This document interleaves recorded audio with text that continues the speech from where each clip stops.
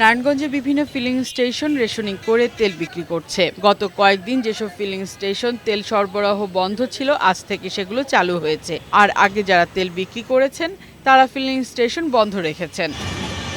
জ্বালানি সরবরাহ সীমিত হয়ে যাওয়ায় যানবাহন চালকদের ভোগান্তি চরমে পৌঁছেছে। সমস্যা সমাধান ও নিয়মিত জ্বালানি সরবরাহ নিশ্চিত করার দাবি জানান তারা। প্রতিদিন এভাবে লাইন দিতে ওইদিকে অফিস টাইমে তো আমাদের ঝামেলা হচ্ছে। প্রতিটা পাম্পেই যদি মোটামুটি তেল দেওয়া যায় এবং 500 টাকার বেশি তেল দেয় তাহলে আমরা মনে হয় এই অবস্থাটা হয় না। দীর্ঘ সময় লাইনে দাঁড়িয়ে চালকরা অসহিষ্ণু হয়ে পড়েছেন বলে অভিযোগ ফিলিং স্টেশনের কর্মীদের। আবার কোনো মোটরসাইকেল, প্রাইভেট কার চালকরা লাইন মানছেন না বলেও অভিযোগ তাদের। যতটুকু আছে আমরা তেল দিচ্ছি, যত দিচ্ছি সবাই পাবে। পাবলিকের কি দেন লাইন ছাড়া বেলেঙ্গায় আমগুলো পাবলিকের জগা করে, আমরা কি করবো বলেন। ডিপো থেকে নির্ধারিত পরিমাণ তেল না পাওয়ার দাবি স্টেশন কর্তৃপক্ষের।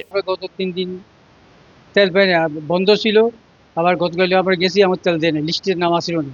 আইজে গেছি, আইজে আমাদের বলে এক গাড়ি ডিজেল দিচ্ছে। তেল সরবরাহ কম থাকায় গাজীপুরের অনেক ফিলিং স্টেশন বন্ধ রয়েছে। যেসব পাম্প খোলা সেগুলো তেল নেওয়ার জন্য মোটরসাইকেল ও প্রাইভেট কারের দীর্ঘ লাইন তৈরি হয়েছে। ঘন্টার পর ঘন্টা অপেক্ষা করেও অনেকেই তেল পাচ্ছেন না। যশোরে বিভিন্ন পেট্রোল পাম্পে ঘন্টার পর ঘন্টা অপেক্ষা করেও মিলছে না জ্বালানি। ডিজেল সংকটে বিপাকে পড়েছেন কৃষকরাও। সেচ ব্যাহত হওয়ায় বড় উৎপাদন নিয়ে শঙ্কা দেখা দিয়েছে।